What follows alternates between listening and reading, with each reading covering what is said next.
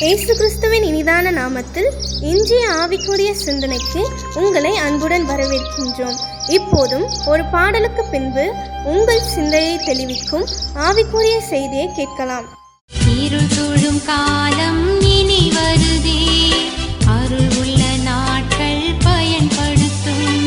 தீரவுண்ட வாசல் அடைபடும் முன், நொறுங்குண்ட மனதாய் முன் செல்வார் யார்? தீரவுண்ட வாசல் அடைபடும் முன், நொறுங்குண்ட மனதாய் முன் செல்வார் யார்?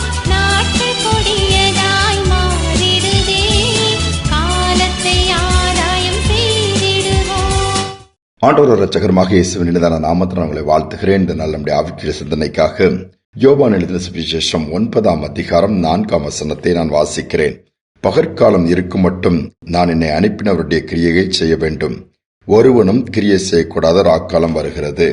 இயேசு பூமியில் இந்த நாட்களிலே தன்னை குறித்து சொன்ன ஒரு காரியம். பகற்காலம் அதில் தான் கிரியை செய்ய முடியும், ராக்காலம் கிரியை செய்ய முடியாது. தனக்கு கொடுக்கப்பட்ட அல்லது தன்னுடைய ஊழியத்தின் நாட்கள் இவ்வளவுதான் என்பது இயேசு நன்றாக இருந்தபடியினால் பிதாவின் சித்தத்தை செய்வதற்கு முழு மூச்சாய் செயல்பட்டார். நேரத்தை வீணாக்கவில்லை. 3.5 ஆண்டுகள் தான் ஊழியம்.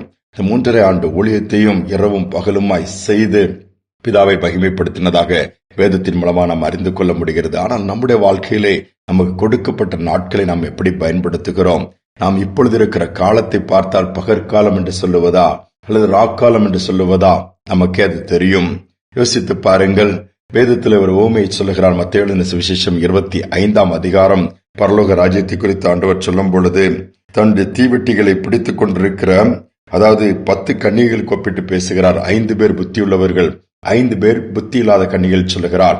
10 பேருமே மணவாளனுடைய வருகைக்காய் காத்திருக்கிறார்கள், எதிர்கொண்டு போய் அவரோடு கூட கல்யாண வீட்டிலே பிரவேசிப்பதற்காக. அந்த கன்னிகைகளில் 10 பேரும் தூங்குகிறார்கள். ஏனென்றால் மணவாளன் வர தாமதமாகிறது. திடீரென்று சொல்லி மணவாளன் வருகிறான் சொல்லும்போது 10 பேர் கையிலும் தீவெட்டிகள் இருக்கிறது. வேகமாக அதை பற்ற வைக்கிறார்கள், அது எரிகிறது. 5 பேருடைய தீவெட்டிகள் அணைய ஆரம்பித்து விடுகிறது. மற்ற 5 பேர் புத்தியுள்ளவர்கள் எண்ணெயும் கையில் கொண்டு வந்திருக்கிற பாத்திரத்தில் வைத்து அந்த 5 பேரிடம் எண்ணெய் இல்லை.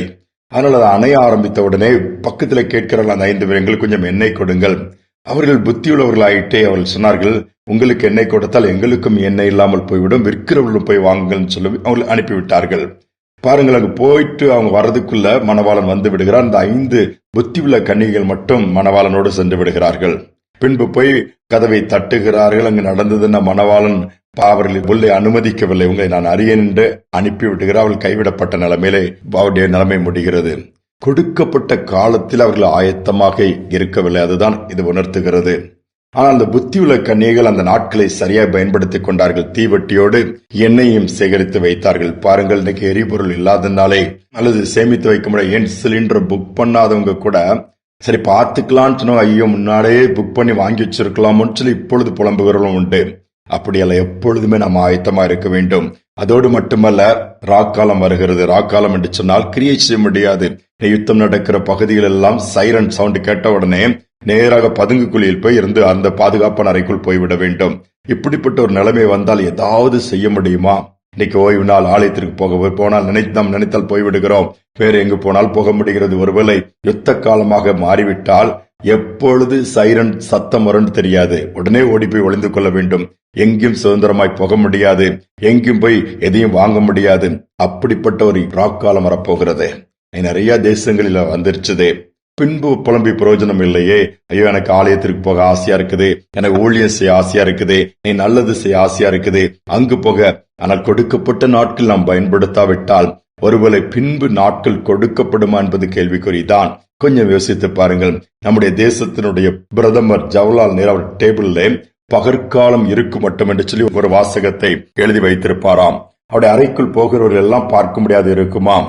அவர்கள் கேட்பார்களாம், இது என்ன பகற்காலம் இருக்கும் மட்டும் எழுதி வைத்திருக்கு சொல்லும் போது அவர் அதற்கு பதில் சொல்லுவாராம், பகற்காலம் இருக்கும் மட்டும் நான் இந்தியாவிற்காக பாடுபட்டு உழைக்க வேண்டும் என்று சொல்லுவாராம். அதற்காக என் பார்வையில் நான் அதை வைத்திருக்கிறேன் என்று சொல்லி கொஞ்சம் யோசித்து பாருங்கள். இன்னைக்கு நமக்கு பகற்காலத்தை கர்த்தர் கொடுத்திருந்தார் சில பேருக்கு. ஆனால் அதை சரியாக பயன்படுத்தினோமா என்று சொல்லி பார்க்கும் பொழுது நம்முடைய மனசாட்சியை நமக்கு சொல்ல ஆரம்பித்து விடுமே, கடைசி நாட்கள் வந்து விட்டோம், இனி எவ்வளவு காலம், எவ்வளவு திறந்த வாசல் இருக்கும் என்று நமக்கு தெரியாது. முடிந்த அளவு நன்மை செய்வோம், முடிந்த அளவு சந்தோஷமாயிருப்போம், முடிந்த அளவு எல்லாரோடும் சமாதானமாயிருப்போம், விட்டு கொடுத்து வாழ்வோம். பிடிவாதம், சண்டை, பொறாமை, தேவையில்லாத மனக்கசப்பெல்லாம் தூக்கி குப்பை தொட்டில போட்டுருங்க. இந்த நாள் இன்னைக்கு ஒரு ஓய்வு நாள். ஆண்டவருக்காக ஏதாவது செய்வதற்கு ஒரு முயற்சி எடுங்க. அவனுடைய ஊழியத்தை செய்யுங்க. மற்றவர்களுக்கு தைரியம் கொடுங்க, துணை நில்லுங்க, உதவியும் செய்யுங்க. ஆண்டவர் அதெல்லாம் பார்த்து ஒரு நாள் நாம் கொடுக்கப்பட்ட காரியங்கள்ல உண்மையாக இருந்தோம், கொடுக்கப்பட்ட காரியங்கள்ல உதவி செய்தொன்று அதற்கான பிரதிபலனை கொடுப்பார். தாழ்த்தி ஆண்டவர் கையில ஒப்பு கொடுத்து ஜெபிப்போமா? எங்கள் அன்பின் தகப்பனே, பகற்காலம் இருக்கும் மட்டும்தான் நாங்கள் கிரியை செய்ய முடியும் அப்பா. கிரியை செய்யக்கூடாத ராக்காலம் வந்து விட்டால் கதவுகள் அடைப்பட்டு விடும், காரியங்கள் நடக்காது, ஒன்றுமே செய்ய முடியாமல் அடைப்பட்டிருக்கிற ஒரு சூழ்நிலைக்கு நாங்கள் போய்விடுவோம் அப்பா. கொரோனாவின் நாட்களை நாங்கள் பார்த்திருக்கிறோம். அந்த நாட்கள் எவ்வளவோ பேரை நாங்கள் இழந்திருக்கிறோம் அப்பா. யுத்தங்களினால் இழப்புகள், போராட்டங்கள், வேதனைகள், பலவிதமான சூழ்நிலைகள், அந்த கரு மேகங்கள் இன்னைக்கு உலகத்தையே மூடிக்கொண்டிருக்கிற இந்த காலகட்டத்துல அப்பா, ஒவ்வொரு பிள்ளைகளையும் நினைத்தருளுவீராக.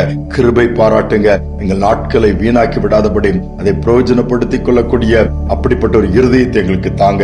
இதை கேட்டுக்கொண்டிருக்க பிள்ளைகளை தைரியப்படுத்துங்கப்பா.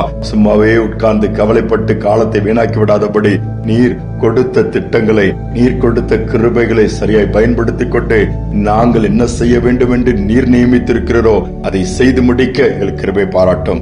நாள் முழுவதும் நடத்தலும் கிருபை இருக்கட்டும். வரப்போகிற நாட்களிலும் ஒரு சமாதானத்தின் நாட்களாய் அதை நாங்கள் சரியாய் பயன்படுத்திக் கொள்கிற நாட்களாய் மாற்றிக்கொள்ளும். துதிகனமே ஏற்றுக்கொள்ளும். இயேசுவின் நாமத்தில் பிதாவே, ஆமேன், ஆமேன். நமக்கு முன்பாகவும் பகற்காலம் இருக்கும் மட்டும் என்று சொல்லி எழுதிவிட்டால் மட்டும் போதாது.